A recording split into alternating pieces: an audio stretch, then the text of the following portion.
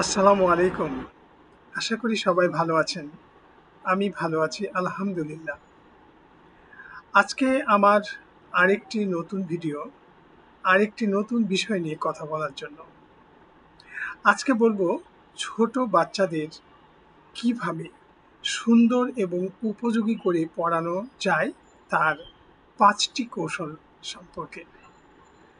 বাবা-মারা প্রথমেই তাদের নিজের সন্তানকে নিজের পড়ায়, হয় বাবা না হলে মা। এই পড়ানোর একটা কৌশল আছে।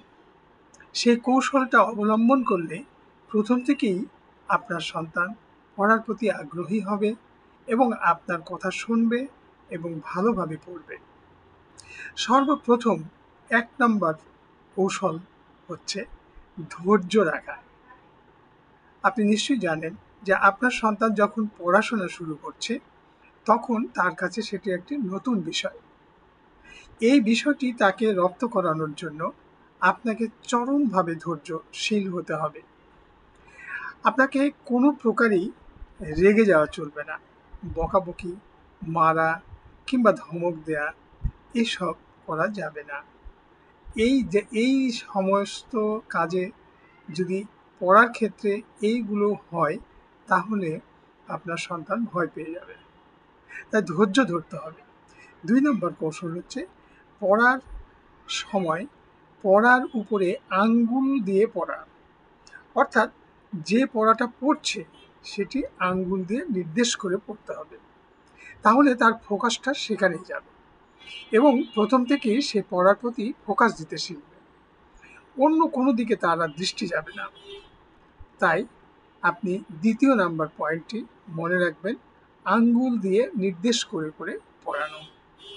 ৩ নম্বর উচ্চ স্বরে পড়ানো।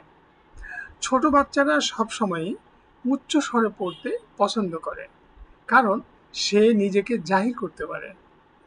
তাই উচ্চ স্বরে পড়ালে তার কানে বাহিরের শব্দগুলো আসবে না এবং তার পড়ার সঠিক উচ্চারণ হচ্ছে কিনা সেটিও আপনি বুঝতে পারবেন, শুধরে দিতে পারবেন।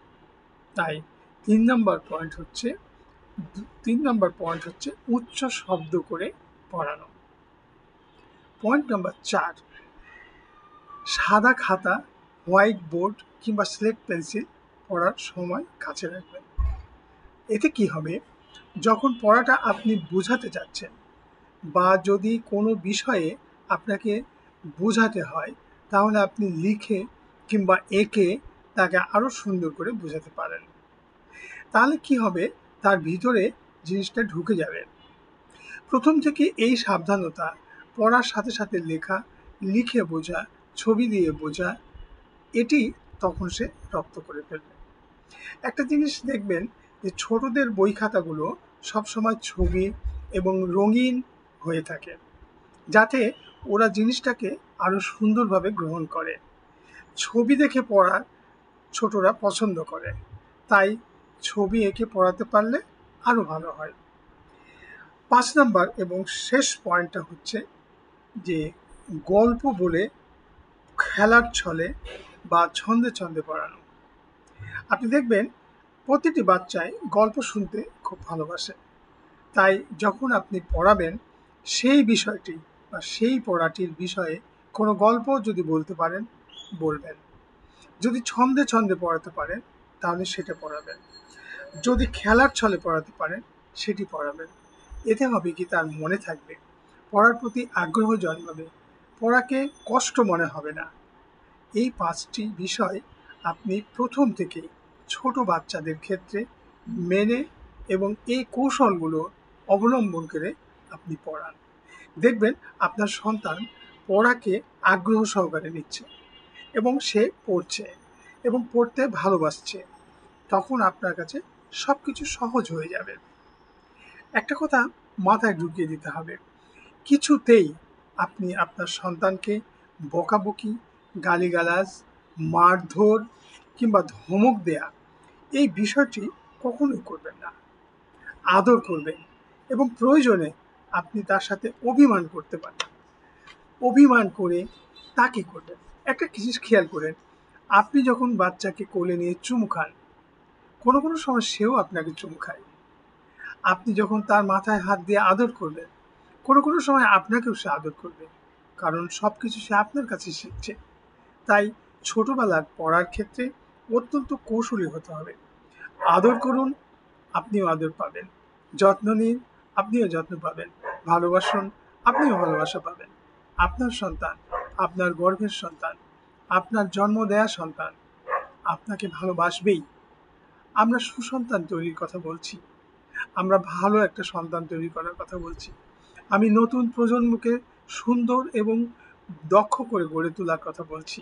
এর জন্য প্রয়োজন আপনার চরম সহযোগিতা।